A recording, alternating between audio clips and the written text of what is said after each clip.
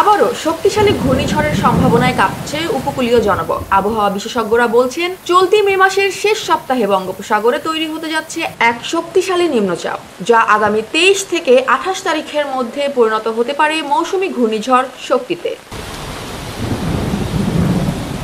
ঘূর্ণিঝড় শক্তি 2025 সালের প্রথম ঘূর্ণিঝড়, যার নাম ঠিক করেছে থাইল্যান্ড। যদি এটি তৈরি হয়, তবে এটাই হবে এবছরের প্রথম উল্লেখযোগ্য সাইক্লোন। জানা গেছে, ঘূর্ণিঝড়টি ভারতের উড়িষ্যা বা পশ্চিমবঙ্গ উপকূল এবং মিয়ানমারের রাখাইন রাজ্যের মধ্যবর্তী কোনো স্থানে স্থলভাগে আঘাত হানতে পারে। তবে এই অক্ষাংশেই রয়েছে বাংলাদেশের পশ্চিমাঞ্চল, খুলনা, বরিশাল এবং চট্টগ্রাম।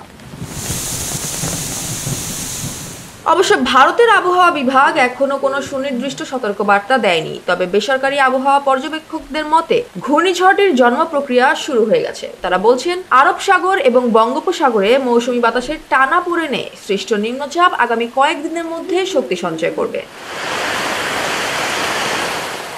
এদিকে বিশ্ববিদ্যালয়ের আবহাওয়াবিদ মোস্তফা কামাল পলাশ জানান, এবারকার ঘূর্ণিঝড় বেশ শক্তিশালী হতে পারে। খুলনা ও চট্টগ্রামে 80 থেকে 100 কিমি গতির ঝড়ো হাওয়া ও বৃষ্টির সম্ভাবনা রয়েছে। তিনি আরো বলেন, উপকূলীয় অঞ্চলের মানুষদের প্রস্তুতি নিতে হবে এখন থেকেই। সাম্প্রতিক বছরগুলোতে বাংলাদেশের উপকূলীয় অঞ্চলগুলো ঘূর্ণিঝড়ের বড় ধাক্কা সামলে নিতে শিখেছে। তবে শক্তি যদি রূপ নেয়, তাহলে সেটি হতে পারে বড় ধরনের প্রাকৃতিক পরীক্ষা।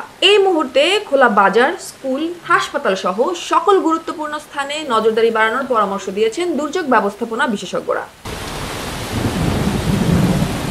তবে বিশেষজ্ঞদের একটাই বার্তা, ঘূর্ণিঝড় আসছে মানেই আতঙ্ক নয়, সতর্কতা ও প্রস্তুতি নিলেই ক্ষয়ক্ষতি অনেকাংশে এড়ানো সম্ভব।